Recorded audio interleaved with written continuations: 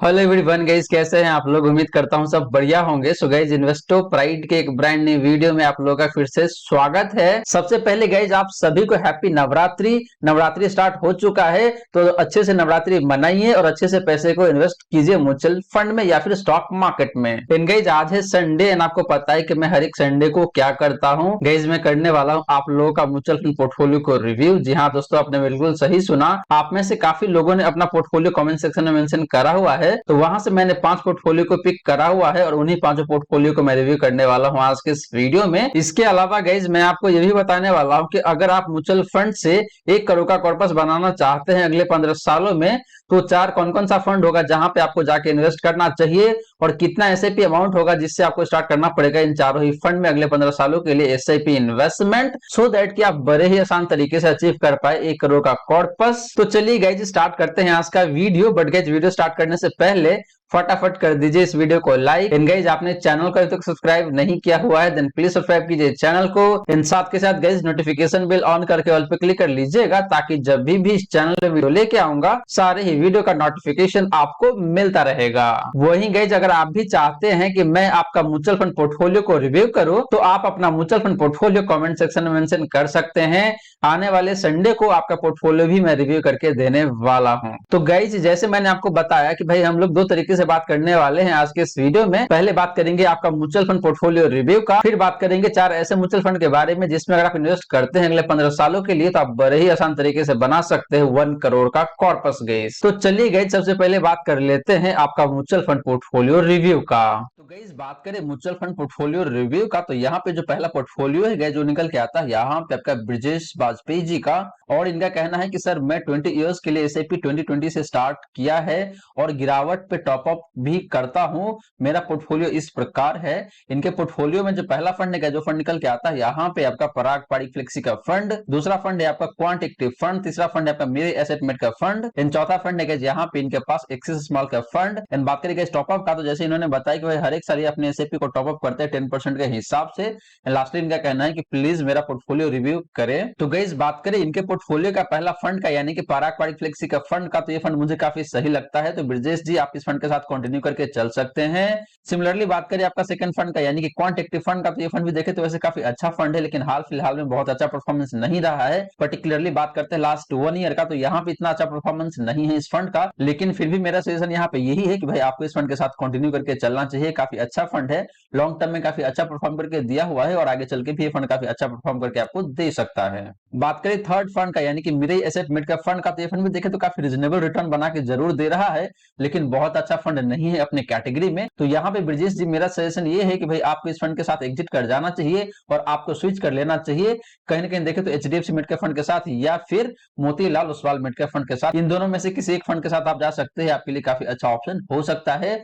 Similarly बात करें आपके पोर्टफोलियो का लास्ट फंड का यानी कि एक्सिस स्मॉल कैप फंड का, तो ये फंड भी देखे तो काफी अच्छा परफॉर्म नहीं कर रहा है रिसेंट पास्ट में, तो आपको इस फंड से भी एग्जिट कर जाना चाहिए और आपको स्विच कर जाना चाहिए Nippon India small cap fund के साथ या फिर क्वांट स्मॉल कैप फंड के साथ। अगर आप एक हाई रिस्क की इन्वेस्टर है दैट केस आप जा सकते हैं क्वांट स्मॉल कैप फंड के साथ। वहीं अगर आपका रिस्क प्रोफाइल थोड़ा सा मॉडरेट या फिर उससे कम निकल के आता है दैट केस आप जा सकते हैं Nippon India small cap fund के साथ। और आपने जो यहाँ पे मेंशन करा हुआ है कि आप अपने एसआईपी को हर एक साल 10% के हिसाब से स्टेप अप करते हैं जो कि काफी अच्छी बात है और इस स्ट्रेटेजी को यूज करके आप काफी ज्यादा पैसे बना सकते हैं लॉन्ग टर्म में, तो ये काफी अच्छी बात है। आप इस तरीके को कंटिन्यू रख सकते हैं, इस स्ट्रेटेजी को आप कंटिन्यूअसली फॉलो कर सकते हैं। तो गाइस, ये तो बात रही ब्रिजेश बाजपेयी जी का पोर्टफोलियो का। अब चलिए गाइस बात कर लेते हैं नेक्स्ट पोर्टफोलियो का। तो यहाँ पे शिवम पटेल है, इन्होंने अपना पोर्टफोलियो पोस्ट करा हुआ है। इनका कहना है कि sir please review my portfolio, मेरा एज 22 ईयर का है, I want to invest for next 12 year. इनके पास जो पहला फंड है जो फंड निकल के आता है यहाँ पे आपका एक्सिस स्मॉल कैप फंड, फिर आपका निप्पॉन स्मॉल कैप फंड, फिर आपका क्वांट स्मॉल कैप फंड, फिर निकल के आता है आपका पराग पाड़ी फ्लेक्सी का फंड है, लास्ट फंड है यहाँ पे आपका मोतीलाल ओसवाल मिड का फंड। तो देखा जाए तो इनके पोर्टफोलियो में 3 स्मॉल कैप कैटेगरी का फंड है जो यही दिखाता है कि इनका पोर्टफोलियो काफी हाई रिस्क की पोर्टफोलियो है और ये काफी ज्यादा हाई रिस्क ले सकते हैं। तो इसीलिए देखा जाए तो तीनों फंड वैसे काफी सही है स्मॉल कैप कैटेगरी से, लेकिन मैं बात करूं पहला फंड का, तो ये फंड बहुत अच्छा नहीं है।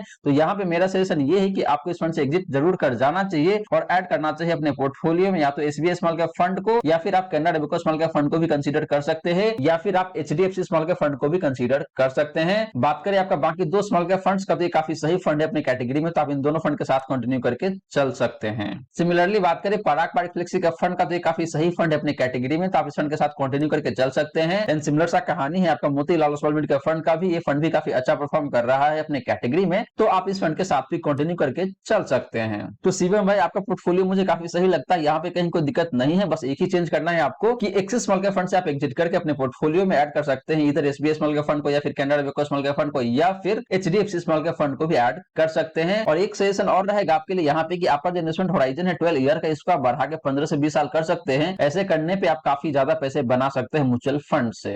तो गाइस ये रही बात आपका शिवम पटेल का पोर्टफोलियो का। अब चलिए गाइस बात कर लेते हैं नेक्स्ट पोर्टफोलियो का। तो यहाँ पे देखें तो शुभजीत सी है, इन्होंने अपना पोर्टफोलियो पोस्ट करा हुआ है और इनका कहना है कि please review my profile my projection year up to 10 year. इनके पास में जो पहला फंड है, जो फंड निकल के आता है आपका पराग पारिक फ्लेक्सी का फंड, फिर है आपका यहाँ पे एसबीआई कॉन्ट्रा फंड, फिर निकल के आता है आपका Nippon India small cap fund, फिर निकल के आता है आपका क्वांट स्मॉल कैप फंड। इसके बाद इनके पास जो फंड है, यहाँ पे आपका Tata digital India fund, last fund जो निकल के आता है जो फंड है आपका Tata large and mid cap fund. तो गाइस बात करें शुभजीत का पहला फंड का यानी कि पराग पारिक फ्लेक्सी का फंड का, तो ये फंड मुझे काफी सही लगता है, तो शुभजीत आप इस फंड के साथ कंटिन्यू करके चल सकते हैं। सिमिलर सा कहानी है आपका एसबीआई कॉन्ट्रा फंड का, ये फंड भी काफी अच्छा फंड है, तो आप इस फंड के साथ भी कंटिन्यू करके चल सकते हैं। निप्पॉन स्मॉल कैप फंड की भी बात करें तो ये फंड भी मुझे काफी अच्छा लगता है। एंड सिमिलर सा कहानी है आपका क्वांट स्मॉल कैप फंड का, तो ये दोनों फंड काफी अच्छा है स्मॉल कैप कैटेगरी से, तो आप इन दोनों फंड के साथ कंटिन्यू करके चल सकते हैं। इसके बाद देखिए तो आपके पास है टाटा डिजिटल इंडिया फंड, तो ये काफी अच्छा सेक्टोरल फंड है आईटी कैटेगरी का, लेकिन ध्यान रहे सेक्टोरल फंड या फिर जो थीमेटिक फंड होता है ये काफी हाई रिस्की फंड होता है, तो आपको ये बात जरूर ध्यान में रखना चाहिए। एंड बात करें आपका लास्ट फंड का यानी कि Tata large and mid cap fund का, तो ये फंड भी वैसे देखें तो काफी रिजनेबल तरीके से परफॉर्म जरूर कर रहा है, लेकिन बहुत अच्छा नहीं है। तो मेरा यहाँ पे सजेशन ये है कि आपको इस फंड से एग्जिट कर जाना चाहिए और आपको ऐड करना चाहिए अपने पोर्टफोलियो में एक प्योर मिड कैप कैटेगरी का फंड, और वो फंड हो सकता है आपके लिए इधर एचडीएफसी मिड कैप फंड या फिर Motilal Oswal mid cap fund, इन दोनों में से किसी एक फंड के साथ आप जा सकते हैं।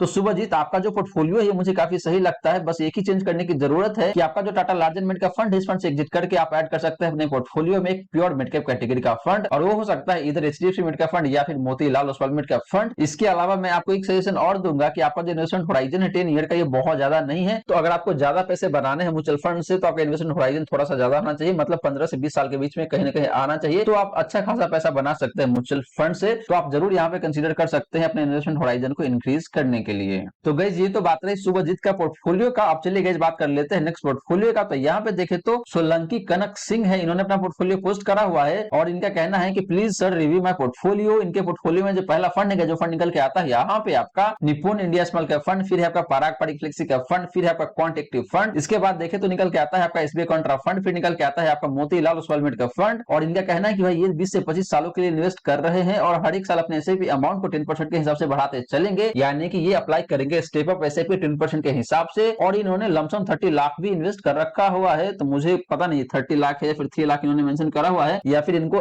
कॉर्पस अचीव करना है 30 लाख का, मुझे ये भी पता नहीं चल रहा है यहाँ से। तो ये क्लियर कट नहीं है कि भाई ये लमसम करना चाहते हैं या फिर लमसम करा हुआ है। तो सोलंकी जी अगर आप वीडियो को देख रहे हैं तो प्लीज कमेंट सेक्शन में मेंशन कर दीजिए कि भाई आपने 30 लाख रुपए इन्वेस्ट करा हुआ है एज ए लमसम, या फिर आप 30 लाख का टारगेट अचीव करना चाहते हैं आने वाले समय में। तो गाइस बात करें इनके पोर्टफोलियो का पहला फंड का यानी कि Nippon India small cap fund का, तो ये फंड काफी सही है अपनी कैटेगरी में, तो आप इस फंड के साथ कंटिन्यू करके चल सकते हैं। सिमिलर सा कहानी है आपका पराग पारिक फ्लेक्सी कैप फंड का, ये फंड भी काफी अच्छा फंड है अपने कैटेगरी में, तो आप इस फंड के साथ भी कंटिन्यू करके चल सकते हैं। क्वांट एक्टिव फंड की भी बात करें तो ये फंड भी काफी अच्छा फंड है अपने कैटेगरी में, लेकिन जैसे मैंने आपको इनिशियली बताया कि भाई ये फंड लास्ट 1 ईयर में बहुत अच्छा परफॉर्म नहीं करा हुआ है, लेकिन आप इस फंड के साथ कंटिन्यू करके चल सकते हैं। ये फंड काफी अच्छा परफॉर्म करा हुआ है पास्ट में, तो आने वाले टाइम में भी ये फंड काफी अच्छा परफॉर्म करके आपको दे सकता है। एसबीआई कॉन्ट्रा फंड की बात करें तो ये फंड भी काफी अच्छा फंड है, काफी अच्छे तरीके से परफॉर्म करा हुआ है, तो आप इस फंड के साथ भी कंटिन्यू करके चल सकते हैं। एंड बात करें इनके पोर्टफोलियो का लास्ट फंड का यानी कि Motilal Oswal mid cap fund का, तो ये फंड भी देखें तो काफी बेहतरीन फंड है अपने कैटेगरी में, तो आप इस फंड के साथ भी कंटिन्यू करके चल सकते हैं। तो सोलंकी जी आपका पांचों के पांचों फंड काफी अच्छा दिखने को मिल रहा है, मुझे कहीं कोई दिक्कत नहीं है, तो आप इन पांचों फंड के साथ कंटिन्यू करके चल सकते हैं। और आपका जो इन्वेस्टमेंट होराइजन है 20 से 25 ईयर का, जो कि काफी अच्छा दिखने को मिल रहा है, और आप हर एक साल अपने एसआईपी अमाउंट को 10% के हिसाब से स्टेप अप भी करेंगे, जो कि अगेन काफी अच्छी बात है, और आप काफी अच्छा खासा पैसे बना सकते हैं इस टाइम फ्रेम में अगर आप हर एक साल अपने एसआईपी अमाउंट को 10% के हिसाब से बढ़ाते चलते हैं। तो गाइज ये तो बात रही सोलंकी कनक सिंह का। अब चलिए गाइज बात कर लेते हैं नेक्स्ट पोर्टफोलियो का। तो यहाँ पे देखे तो अनिल राठौड़ है, इन्होंने अपना पोर्टफोलियो पोस्ट करा हुआ है। इनके पोर्टफोलियो में जो पहला फंड है जो निकल के आता है यहाँ पे आपका एसबीआई स्मॉल कैप फंड, जिसमें इन्होंने 5000 पर मंथ के हिसाब से एसआईपी करा हुआ है। फिर निकल के आता है आपका क्वांट एक्टिव फंड, जिसमें इन्होंने 4000 पर मंथ के हिसाब से एसआईपी करा हुआ है। इसके बाद निकल के आता है आपका एक्सिस स्मॉल कैप फंड, जिसमें इन्होंने 3000 पर मंथ के हिसाब से एसआईपी करा हुआ है। फ्लेक्सी कैप कैटेगरी से जो फंड इनके पोर्टफोलियो में है, जो फंड निकल के आता है यहाँ पे आपका PGM India flexi cap fund, जिसमें इन्होंने 2000 पर मंथ के हिसाब से एसआईपी करा हुआ है।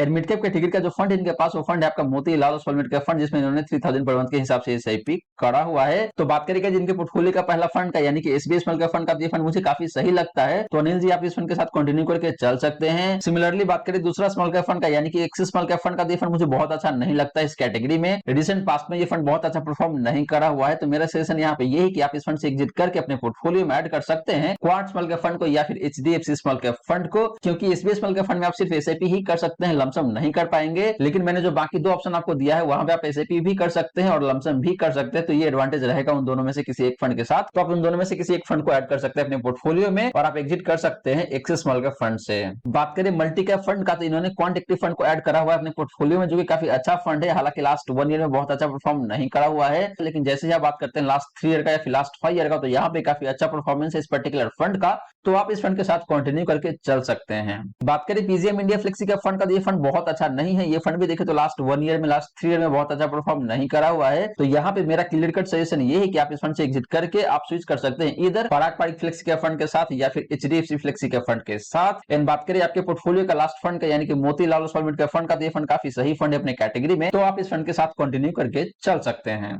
तो अनिल जी यहाँ पे आपको दो चेंज करना है। पहला चेंज है कि भाई आप एक्सिस स्मॉल कैप फंड से एग्जिट करके अपने पोर्टफोलियो में ऐड कर सकते हैं इधर क्वाड स्मॉल कैप फंड को या फिर एचडीएफसी स्मॉल कैप फंड को, और दूसरा फंड जहां से आपको एग्जिट करना है वो फंड निकल के आता है आपका PGM India flexi cap fund, और इस फंड से एग्जिट करके आप स्विच कर सकते हैं इधर पराग पारिक फ्लेक्सी कैप फंड के साथ या फिर एचडीएफसी फ्लेक्सी कैप फंड के साथ। इसके अलावा देखिए तो बाकी सारे फंड मुझे काफी सही लगता है, कहीं कोई दिक्कत वाली बात नहीं है। और अनिल जी आपसे मेरा सजेशन ये है या फिर बाकी जो भी लोग देख रहे हैं इस वीडियो को, सभी से मेरा सजेशन यहाँ पे ये है कि अगर आप अपना पोर्टफोलियो कमेंट सेक्शन में मेंशन कर सकते हैं तो कंप्लीट डिटेल को मेंशन करिए, ताकि मेरे लिए आसान रहेगा आपके पोर्टफोलियो को रिव्यू करने के लिए कि भाई आपका इन्वेस्टमेंट होराइजन कितना है, आप रिस्क कितना ले सकते हैं, आपका गोल क्या है, आपको कितना पैसे चाहिए 15 साल के बाद या फिर 20 साल के बाद, तो सारी डिटेल मेंशन करेंगे तो मैं काफी अच्छे तरीके से आपको रिव्यू करके दे पाऊंगा। तो आधी अधूरी क्वेश्चन ना डाले, यहाँ से पता नहीं चलता है कि भाई आपका रिस्क प्रोफाइल क्या है, आप कितना ज्यादा रिस्क ले सकते हैं या फिर नहीं ले सकते हैं। तो आगे से जब भी आप कमेंट सेक्शन में पोर्टफोलियो को मेंशन करेंगे तो प्लीज इन सारी बातों को मेंशन जरूर कीजिएगा। तो गाइस ये रही बात आपका म्यूचुअल फंड पोर्टफोलियो रिव्यू का। अब चलिए गाइस बात करते हैं कि भाई अगर आपको 15 साल में 1 करोड़ का कॉर्पस चाहिए तो आपको कितने पैसे इन्वेस्ट करना पड़ेगा और कौन कौन सा फंड होगा जहां पे आपको जाके इन्वेस्ट करना पड़ेगा ताकि आपका जो कॉर्पस 1 करोड़ का वो अचीव हो पाएगा। बट गाइस वीडियो में आगे बढ़ने से पहले आपने वीडियो को लाइक नहीं किया हुआ है अभी तक, देन प्लीज वीडियो को लाइक करके अप्रिशिएट जरूर करें। एंड गाइस आपने चैनल को अभी तक सब्सक्राइब नहीं किया हुआ है देन प्लीज सब्सक्राइब कीजिए चैनल को। साथ के साथ गाइस नोटिफिकेशन बिल ऑन करके ऑल पे क्लिक कर लीजिएगा ताकि जब भी इस चैनल में वीडियो लेके आऊंगा सारे ही वीडियो का नोटिफिकेशन आपको मिलता रहेगा। तो चलिए गाइस बात करेंगे कि भाई कौन कौन सा फंड होगा या फिर कितना अमाउंट आप इन्वेस्ट करेंगे तो आप अगले 15 सालों में बना सकते हैं मोटा मोटी 1 करोड़ का कॉर्पस गाइस। तो गाइस यहाँ पे देखें तो बुडानिया ट्रेडर है, इन्होंने अपना पोर्टफोलियो पोस्ट करा हुआ है और इनके पोर्टफोलियो में जो पहला फंड है जो फंड निकल के आता है यहाँ पे आपका क्वांट स्मॉल का फंड, फिर है आपका पराग पारिक फ्लेक्सी का फंड, फिर निकल के आता है आपका एसबीआई लार्ज एंड मिड का फंड, लास्ट फंड जो निकल के आता है जहाँ पे वो फंड है आपका एचडीएफसी बैलेंस एडवांटेज फंड। और फर्दर ये कहते हैं कि प्लीज रिव्यू माय पोर्टफोलियो। इसके बाद देखिए तो इनका कहना ये है कि भाई इनको 15 साल के बाद 1 करोड़ का कॉर्पस चाहिए, तो क्या ये पॉसिबल हो सकता है या फिर नहीं हो सकता है, तो इस पे भी हम लोग बात करने वाले हैं। तो गाइस पहले बात कर लेते हैं इनके पोर्टफोलियो का। तो इनके पोर्टफोलियो का जो पहला फंड है यानी कि क्वांट स्मॉल का फंड, ये फंड मुझे काफी अच्छा लगता है, तो आप इस फंड के साथ कंटिन्यू करके चल सकते हैं। सिमिलर सा कहानी है आपका पराग पारिक फ्लेक्सी का फंड का, ये फंड भी काफी अच्छा फंड है अपने कैटेगरी में, तो आप इस फंड के साथ भी कंटिन्यू करके चल सकते हैं। बात करें SBI large and mid fund का, तो ये फंड भी काफी अच्छा फंड है अपने कैटेगरी में, तो आप इस फंड के साथ भी कंटिन्यू करके चल सकते हैं। सिमिलरली बात करें आपका एचडीएफसी बैलेंस एडवांटेज फंड का, तो ये फंड भी देखे तो काफी अच्छा फंड है अपने कैटेगरी में, लेकिन आपको यहाँ पे अपना जो जरूरत है उसको समझने की जरूरत है कि भाई आपको कितना पैसे चाहिए, आप ज्यादा रिस्क लेना चाहते हैं या फिर आप कम रिस्क लेना चाहते हैं। तो आपको चाहिए 1 करोड़ रुपए 15 साल में, तो क्या आप बैलेंस एडवांटेज फंड में इन्वेस्ट करके 1 करोड़ का कॉर्पस बना पाएंगे आफ्टर 15 ईयर? तो इस क्वेश्चन का आंसर है नो, आप बिल्कुल भी नहीं बना पाएंगे ऐसा मुझे लगता है, क्योंकि बैलेंस एडवांटेज फंड उनके लिए काफी अच्छा रहता है जिनका रिस्क प्रोफाइल कहीं ना कहीं मॉडरेट होता है, जो रिटायर हो चुके हैं, ताकि भाई अच्छा खासा बैलेंस तरीके से पैसे बन के आए, ना तो ज्यादा रिस्क रहे वहां पे और ना ही कम रिस्क रहे, मतलब काफी बैलेंस तरीके से पैसे बने। तो वैसे इन्वेस्टर के लिए आपका बैलेंस एडवांटेज फंड काफी अच्छा निकल के आता है। अगर आप एक हाई रिस्क इन्वेस्टर है तो आपके लिए बिल्कुल सही नहीं रहेगा इस तरीके का फंड। तो मेरा यहाँ पे क्लियर कट सजेशन ये है कि आपको इस फंड से एग्जिट करके अपने पोर्टफोलियो में ऐड करना चाहिए एसबीआई कॉन्ट्रा फंड को, ये ज्यादा बेहतर ऑप्शन आपके लिए हो सकता है। अब चलिए गाइस बात करते हैं कि भाई इनका जो पोर्टफोलियो है, इस पोर्टफोलियो से क्या 1 करोड़ का कॉर्पस अचीव करा जा सकता है आफ्टर 15 ईयर या फिर नहीं? तो गाइस इसके लिए हम लोग दो तरीके से बात करेंगे। पहले बात करेंगे आपका हिस्टोरिकल परफॉर्मेंस का, फिर बात करेंगे आपका अपसाइड रेशियो का एंड डाउनसाइड रेशियो का। तो पहले बात कर लेते हैं गाइस आपका हिस्टोरिकल परफॉर्मेंस का। तो जो पहला फंड है यानी कि क्वांट स्मॉल कैप फंड की मैं बात कर रहा हूं, तो इस फंड का जो हिस्टोरिकल परफॉर्मेंस है गाइस लास्ट 1 ईयर का वो निकल के आता है यहाँ पे आपका 41.41% का। इस फंड ने लास्ट 3 ईयर में आपको 47% का रिटर्न दिया हुआ है एंड लास्ट 5 ईयर में इस फंड ने आपको मोटा मोटी 31% का रिटर्न बना के दिया हुआ है। तो guys quant small cap fund ने अक्रॉस द टाइम फ्रेम काफी अच्छे तरीके से परफॉर्म करा हुआ है और काफी बेहतरीन तरीके से रिटर्न बना के दिया हुआ है। बात करेंगे इस पाराग पारिक फ्लेक्सी कैप फंड का हिस्टोरिकल परफॉर्मेंस का, तो लास्ट 1 ईयर का जो परफॉर्मेंस इस फंड का निकल के आता है यहाँ पे आपका 26.02% का। इस फंड ने लास्ट 3 ईयर में आपको 23.32% का रिटर्न बना के दिया हुआ है। इन बात करेंगे लास्ट 5 ईयर का, इस फंड ने लास्ट 5 ईयर में आपको 21.56% का रिटर्न बना के दिया हुआ है। तो पाराग पारिक फ्लेक्सी कैप फंड ने भी अक्रॉस द टाइम फ्रेम काफी अच्छा परफॉर्म करा हुआ है अपने कैटेगरी के हिसाब से देखते हैं। तो बात करेंगे इस थर्ड फंड का यानी कि SBI large mid cap fund का, तो इस फंड का जो परफॉर्मेंस है लास्ट 1 ईयर का निकल के आता है यहाँ पे आपका 18.62% का। बात करें लास्ट 3 ईयर का, तो लास्ट 3 ईयर में इस फंड ने आपको 28.13% का रिटर्न बना के दिया हुआ है। इन बात करें लास्ट 5 ईयर का, तो लास्ट 5 ईयर में इस फंड ने आपको 18.38% का रिटर्न बना के दिया हुआ है। तो SBI large mid cap fund ने भी काफी अच्छे तरीके से परफॉर्म करा हुआ है, इसमें कोई डाउट वाली बात नहीं है गाइस। इन बात करें गाइस लास्ट फंड का, तो लास्ट फंड जो निकल के आता है जो फंड यहाँ पे आपका एसबीआई कॉन्ट्रा फंड। गाइस आपको ध्यान होगा कि मैंने बोला था कि भाई आप एचडीएफसी बैलेंस फंड से एग्जिट करके आप स्विच कर सकते हैं एसबीआई कॉन्ट्रा फंड में, इसलिए यहाँ पे आपको एसबीआई कॉन्ट्रा फंड देखने को मिल रहा है। इन बात करेंगे जिस फंड का लास्ट 1 ईयर का परफॉर्मेंस का, तो निकल के आता है यहाँ पे आपका 30.87% का, मोटा मोटी 31% का रिटर्न बना के दिया हुआ है। बात करें लास्ट 3 ईयर का, तो लास्ट 3 ईयर में इस फंड ने आपको मोटा मोटी 39% का रिटर्न बना के दिया हुआ है। एंड बात करें लास्ट 5 ईयर का, तो लास्ट 5 ईयर में इस फंड ने आपको 23.41% का रिटर्न बना के दिया हुआ है। तो एसबीआई कॉन्ट्रा फंड की भी बात करें तो fund across the time frame काफी शानदार तरीके से परफॉर्म करा हुआ है केस। तो गाइस बात करें हिस्टोरिकल रिटर्न का, तो सारे टाइम फ्रेम में चारों ही फंड ने काफी बेहतरीन तरीके से परफॉर्म करा हुआ है। मैक्सिमम रिटर्न की बात करें तो लास्ट 1 ईयर में आपका 41.41% का रिटर्न मिला हुआ है। एंड बात करें आपका मिनिमम रिटर्न का, तो मोटा मोटी आपका 18% का रिटर्न निकल के आता है जो कि SBI large mid cap fund ने दिया हुआ है। बात करेंगे अपसाइड रेशियो का एंड डाउनसाइड रेशियो का, तो पहले बात कर लेते हैं आपका क्वांट स्मॉल कैप फंड का अपसाइड रेशियो का, तो निकल के आता है यहाँ पे आपका 107 का। एंड कैटेगरी एवरेज का जो अपसाइड रेशियो है जो निकल के आता है यहाँ पे आपका 87 का। तो guys quant small cap fund का अपसाइड रेशियो काफी जबरदस्त देखने को मिल जाता है एंड अपने कैटेगरी एवरेज के कंपैरिजन में काफी ज्यादा भी देखने को मिलता है। इसका मतलब यही गाइस कि क्वांट स्मॉल कैप फंड का परफॉर्मेंस काफी जबरदस्त रहता है जब मार्केट अप ट्रेंड में रहता है, तो in comparison with benchmark index. बात करेंगे जिस फंड का डाउनसाइड रेशियो का, तो निकल के आता है आपका 64 का। एंड कैटेगरी एवरेज का जो डाउनसाइड रेशियो है जो निकल के आता है यहाँ पे आपका 62 का। तो गाइस यहाँ पे देखिए तो क्वांट स्मॉल कैप फंड का डाउनसाइड रेशियो अपने कैटेगरी एवरेज से ज्यादा है। इसका मतलब ये है कि जब मार्केट में तेज गिरावट आती है तो उस केस में ये फंड आपको ज्यादा गिरावट दिखाता है in comparison with benchmark index. बात करेंगे इस पाराग पारिक फ्लेक्सी कैप फंड का अपसाइड रेशियो का, तो निकल के आता है यहाँ पे आपका 89 का।